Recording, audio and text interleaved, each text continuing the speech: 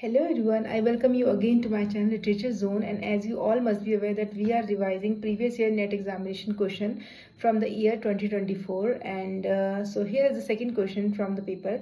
Okay, here it is, stream of consciousness, or I'm sure all of you must have heard about it if you are doing your graduation or you are in your master. तो आप सभी ने ये word जरूर सुना होगा, बहुत important है stream of consciousness.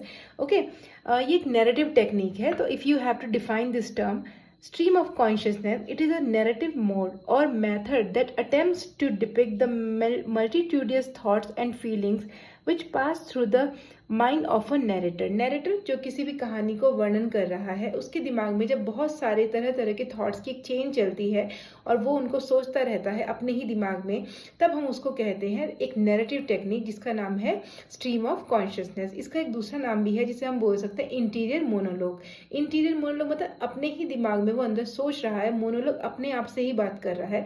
It's a kind of psychological technique also कि जो रीडर है वो किसी तरह से जो नैरेटर है उसकी साइकी को जान पाता है, उसके विचारों से वो अवगत हो पाता है कि किस तरह के विचार वो रखता है, कैसी उसकी मेमोरीज हैं, क्या क्या उसके उनके बारे में विचार हैं. Okay, so the question was who had coined the term stream of consciousness. तो देखिए इसके बारे में थोड़ी सब्जेक्टिव डिटेल्स मैंने दी है. Alexander Bain used the term in 1855 in the first edition of the Senses and the Intellect. Okay, Alexander Bain ने इसको पहली बार 1855 में यूज किया था अपनी इस बुक में The Senses and the Intellect. फिर विलियम जेम्स ने यूज किया था इसको 1890 में अपने वर्क में The Principles of Psychology in the Context of Psychology. Okay, अब देखिए एक और है इंटरेस्टिंग डिटेल्स के बारे में. Term applied in literary context in the Egoist April 1918 by May Sinclair. Okay, May Sinclair नामक व्यक्ति जो थे उन्होंने लिटरेचर में पहली बार इस शब्द को यूज किया अपने वर्क द ईगोइस्ट में. ओके, और इसके मेजर राइटर्स कौन कौन है?